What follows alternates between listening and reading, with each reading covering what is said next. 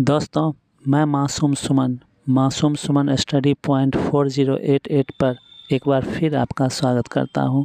दोस्तों, आज हम देखेंगे प्राचीन भारत का इतिहास महामैराथन पार्ट 6 को। आइए देखते हैं। पार्ट 6 का पहला सवाल है, मौर्य वंश का अंतिम शासक कौन था? इसका आंसर होगा बृहद्रथ। अब देखेंगे दूसरे सवाल को। दूसरा सवाल है, बृहद्रथ की हत्या किसने की थी? इसका आंसर होगा पुष्यमित्र शुंग। अब देखेंगे तीसरे सवाल को।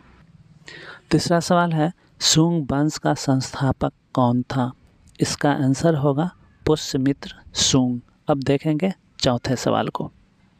चौथा सवाल है, शुंगों की राजधानी कहाँ थी? इसका आंसर होगा विदिशा। अब देखेंगे पाँचवें सवाल को।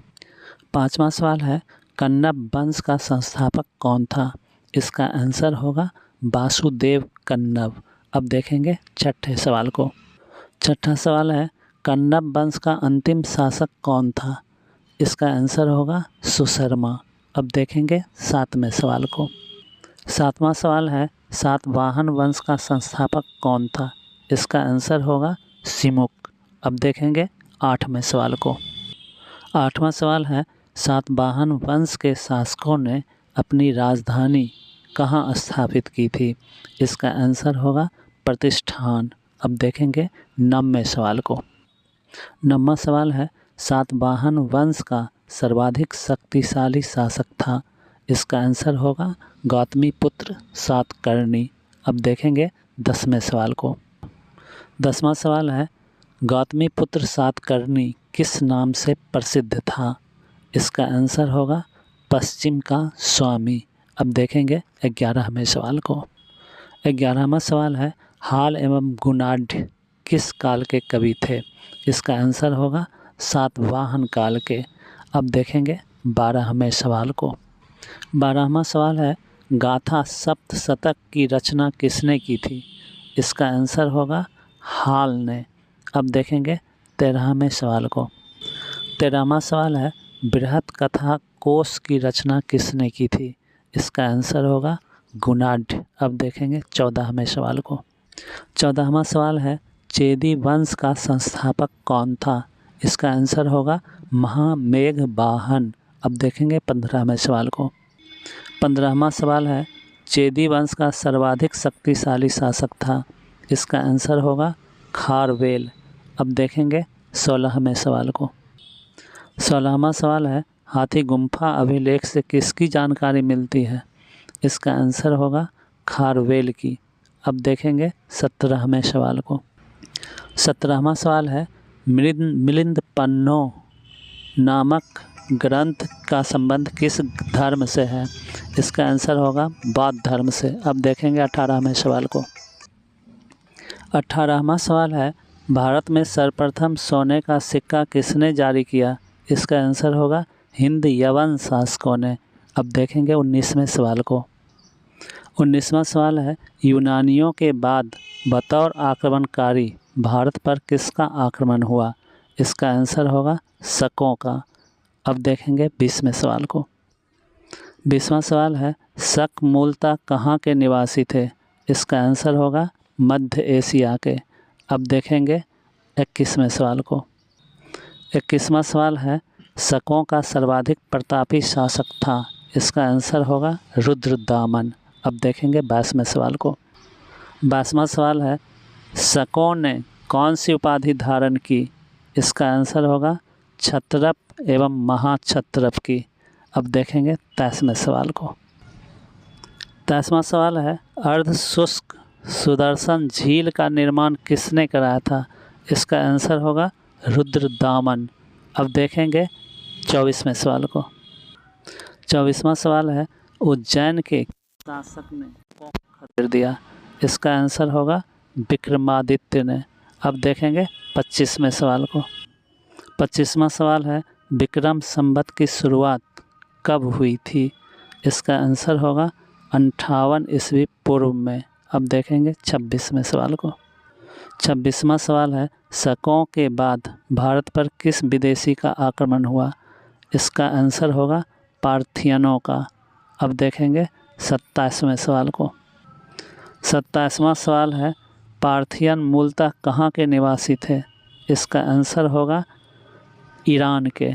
अब देखेंगे 28वें सवाल को। 28वां सवाल है, संत टॉमस किस पहलव शासक के शासनकाल में भारत आया था? इसका आंसर होगा गोंडोफर्निस। अब देखेंगे 29वें सवाल को।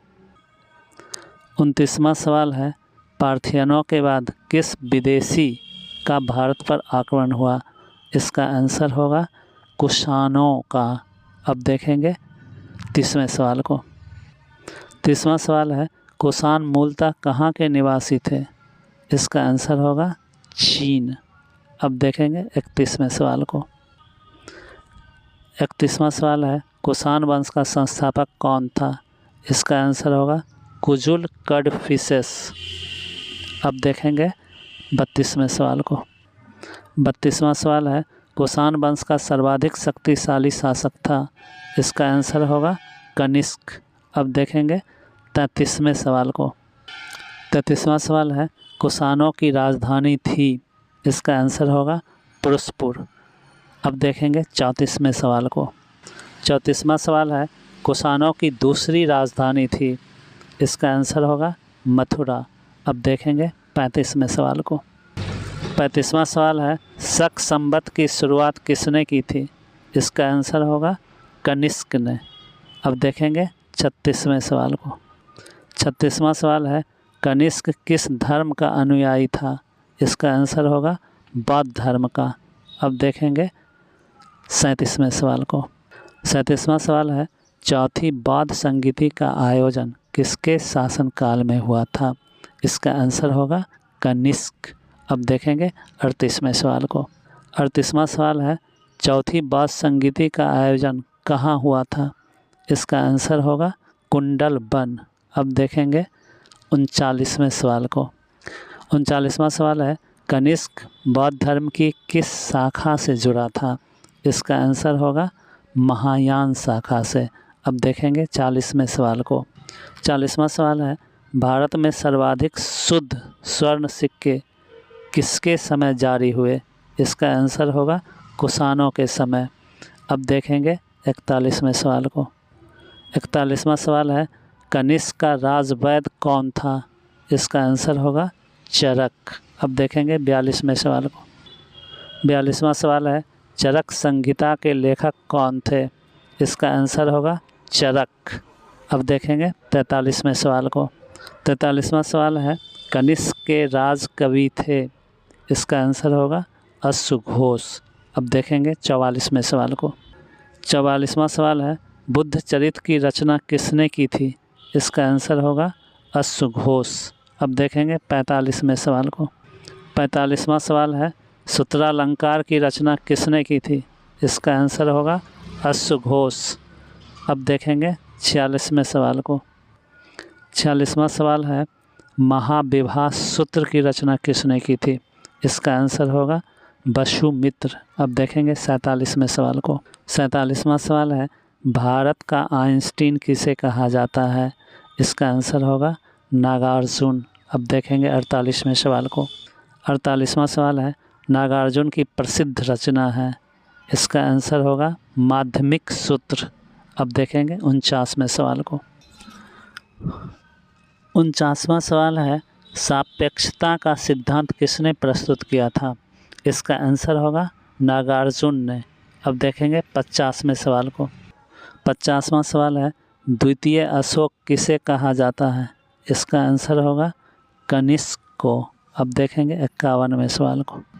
51वां सवाल है, गंधार एवं मथुरा कला का विकास किसके शासनकाल में हुआ?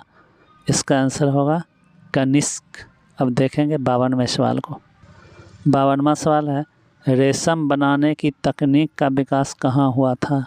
इसका आंसर होगा चीन में। अब देखेंगे 53वें सवाल को।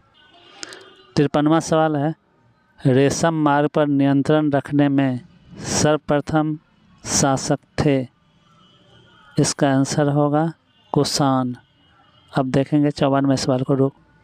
54वां सवाल है, गुप्त वंश का संस्थापक कौन था?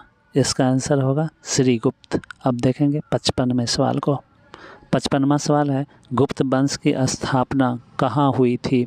इसका आंसर होगा कौशाम्बी। अब देखेंगे 56वें सवाल को। 56वां सवाल है, श्रीगुप्त का उत्तराधिकारी कौन था? इसका आंसर होगा घटोत्कच। अब देखेंगे 57वें सवाल को। 57वां सवाल है, घटोत्कच का उत्तराधिकारी कौन था? इसका आंसर होगा चंद्रगुप्त प्रथम। अब देखेंगे 58वें सवाल को। 58वां सवाल है, कुषाणों एवं क्षत्रपों को किसके नेतृत्व ने उखाड़ फेंका? अब इसका आंसर होगा चंद्रगुप्त प्रथम। अब देखेंगे 59वें सवाल को। 59वां सवाल है, चंद्रगुप्त का विवाह किसके साथ हुआ था? इसका आंसर होगा कुमार देवी। अब देखेंगे 60वें सवाल को। 60वां सवाल है, चंद्रगुप्त ने गुप्त संवत की शुरुआत कब की थी? इसका आंसर होगा 319 से 320 ईस्वी में। अब देखेंगे 61वें सवाल को। 61वां सवाल है, चंद्रगुप्त का उत्तराधिकारी कौन था? इसका आंसर होगा समुद्रगुप्त। अब देखेंगे 62वें सवाल को। 62वां सवाल है, इलाहाबाद प्रशस्ति की रचना किसने की थी? इसका आंसर होगा हरिसेन। अब देखेंगे 63वें सवाल को।